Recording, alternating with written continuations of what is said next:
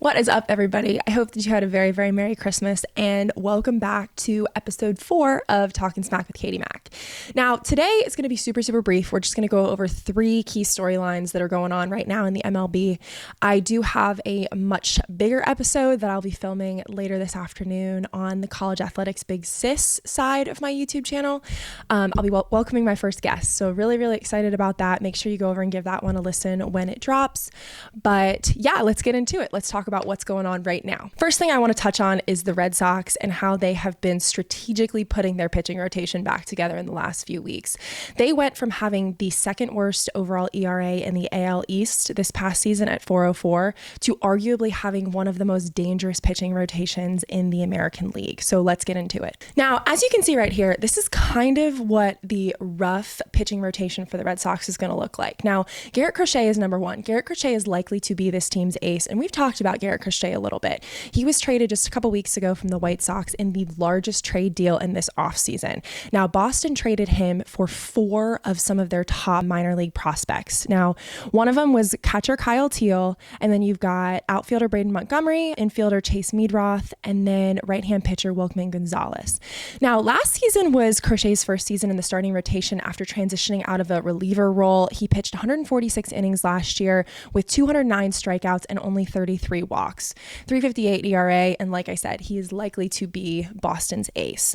Now, let's talk about number 2. Tanner Houck actually has been with Boston. He became one of their starters last season after a series of injuries with Lucas Giolito and Garrett Whitlock forced him into that starter role. 3.12 ERA, 154 strikeouts in 30 starts, an overall of 178.2 innings. He struggled a little bit in 2023, but in 2024 seemed to hit his stride. Now, he is not a velo pitcher. He relies on his off speed a lot to force batters to chase pitches and ground out to the infield. So a little bit different of a pitcher than Garrett Crochet is, but super, super important and formidable nonetheless. Now, the third one that I want to talk about, this just happened this week. This is new news. Walker Buehler signed a 1-year, $21.05 million deal with the Red Sox. Now, he was previously with LA. He was with them this last year. He was a World Series champion with the Dodgers. He actually, fun fact, threw the final pitch to strike out Alex Verdugo in the final game where the LA Dodgers won. Now, he has a ton of experience. He's a 2-time All-Star. He was 4th in Cy Young votes in 2021, and he's just overall a fantastic pitcher. Now, he is coming back from Tommy John's. He had Tommy John in 2022 and kind of struggled in 2023 and 2024. Now, 2024 regular season was not very good, 5.38 overall ERA, but by the time he hit the postseason, he was pitching a lot better. In the postseason, he posted a 3.60 ERA, 2.77 full innings pitched in 4 appearances, and he allowed not a single run during the 6 innings that he pitched during the World Series. Either way, Buehler is a huge addition to this pitching rotation for the Red Sox. Now, 4th pitcher you see here is Brayan Bello. He will start his 4th big league season with the Red Sox. Now, if he can pick up where he left off on the back end of last season, where he posted a 3.00 ERA in August and 3.55 ERA in September, he'll be good. But honestly, he's really, really kind of struggled getting going over these last 4 seasons. But if he can, like I said, pick up right where he left off, he'll be good for this offseason. Nonetheless, he is another great off-speed pitcher that the Red Sox have in their rotation, but I don't quite believe that he is pitching up to his potential quite yet. Now, number 5, Cutter Crawford. I'm sorry, this has to be the coolest name for a pitcher ever. Like, a pitcher named Cutter? Come on. Anyways, 4.36 ERA, 175 strikeouts in 33 games started last season. Unsurprisingly, he does actually throw a very good cutter. He uses it 32% of the time.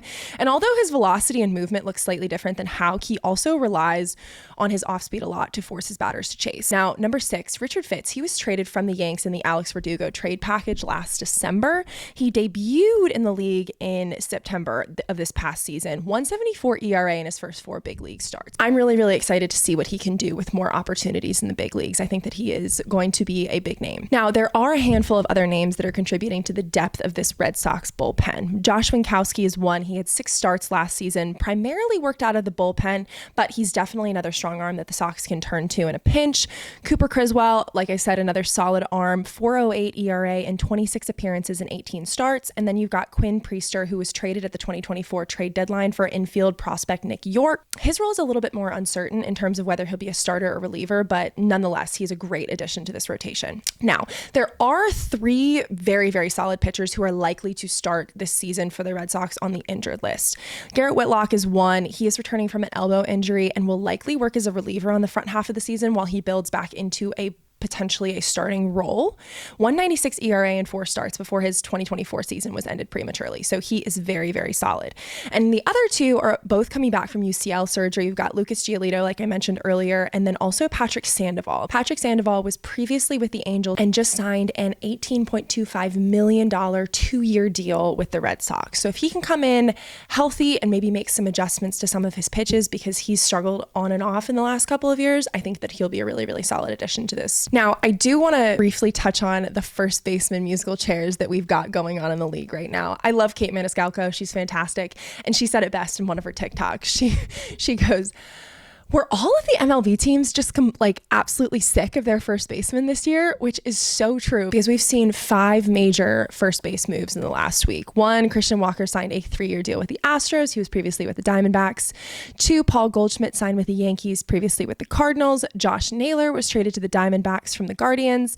And then Carlos Santana signed back with the Guardians. The funny story here is that he actually played on the Guardians previously, 2010 to 2017 and 2019 to 2020. And 2 days before he got the call from Cleveland, he just put his Cleveland house on the market. So I guess, Carlos, you don't need to keep your house in the market anymore. You're going to need a place to live in Cleveland.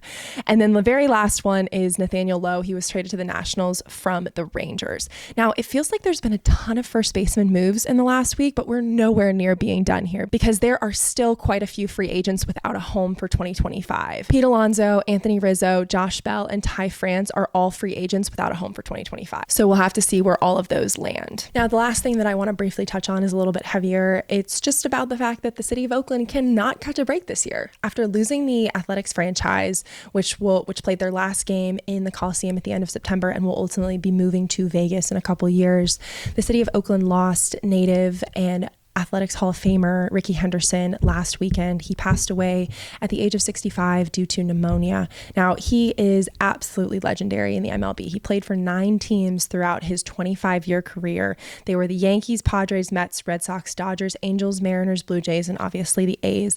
He led the AL in stolen bases 12 times and earned the beloved nickname Man of Steel for his affinity for stealing bases.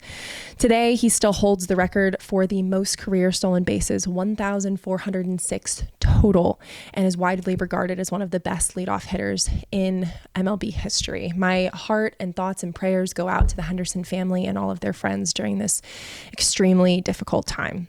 Thank you guys so much for watching. I know this was super, super brief, but again, like I said, I will be filming another episode. We're going to talk a little bit about just the transition out of college athletics and just, figuring out what your life is going to look like outside of a sport that you've done for your entire life. So if that's something that interests you, please go give that a listen. But anyways, thank you so much for watching, and I'll see you back here in a couple days.